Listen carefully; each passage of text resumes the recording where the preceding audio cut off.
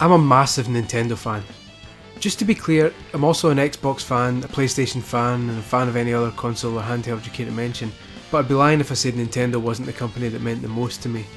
The NES was my first console, and an official Nintendo magazine was my first job, where I happily stayed for 6 years. Throughout my life, Nintendo's always been there for me. Here's me when I was 6 years old, and here's my Amiibo collection 26 years later. Why am I telling you all this backstory pish? Because there are some people out there who just love putting the boot into Nintendo and will take every opportunity to slag off their games.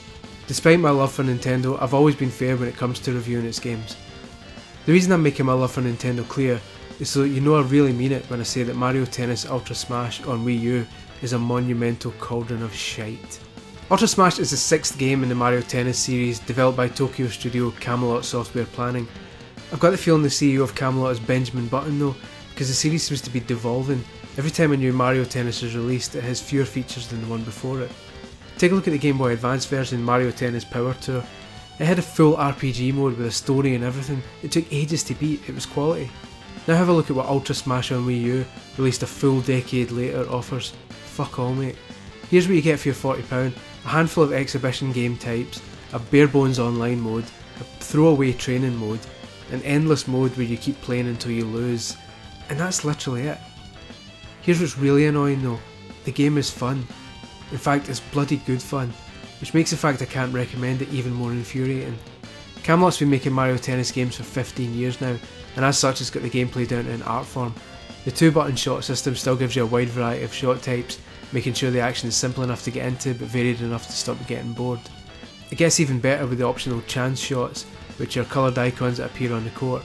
Stand on these and press the corresponding button to hit a stronger shot that makes your opponent reel back if they're brash enough to return it. As well as the option to play classic tennis with or without chance shots, the final type of match is Mega Battle. This is just a normal match with the addition of Mega Mushrooms which are chucked onto the court every now and then. These essentially fuck up the game, making one character vastly overpowered and nearly impossible to beat. That is until the other player gets one, and then you just end up with two massive players covering the entire court. It gets even more ridiculous when you play this in doubles mode, especially if you use the mushroom court type, at which point the whole thing becomes about as easy to keep track of as a cup and ball trick from a street hustler. Other than the standard exhibition matches, there isn't really much else on offer. There's a completely pointless Mega Ball rally mode, in which you try and hit a massive ball back and forth with an AI opponent for as long as you can for no apparent reason. Then there's Knockout Challenge, an endless series of tie-break matches against a set of increasingly difficult opponents, which must have taken all of 20 minutes to put together. And finally you've got Online, which is your standard Nintendo online system. You start with a set ranking number, in this case 2000, and it rises and falls depending on whether you beat your opponent, and that's it.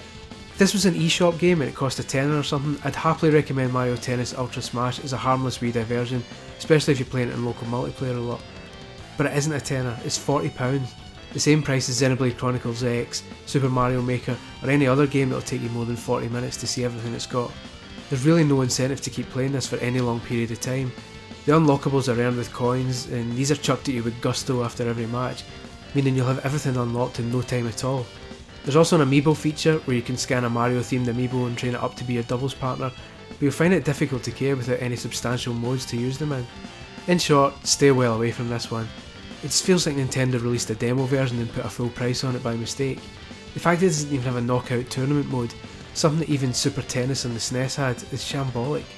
Now I know there'll be plenty of people, like the haters I referred to before, who'll just roll their eyes at this and go, "Pfft, oh typical, it's a Mario sports game, so what'd you expect?"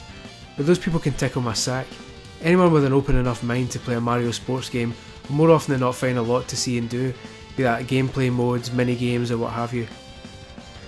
Take the 3DS version of Mario Tennis from 2013, which had a fantastic online mode where you can unlock a ton of outfits for your Mii, each with their own strengths and weaknesses. But Mario Tennis Ground Zeroes, Ultra Smash, is just empty. There's nothing to it. And that's about it. Look, I'm sorry, I know this review's a bit on the short side, but based on what's on offer, I'm sure the developers would have wanted it that way.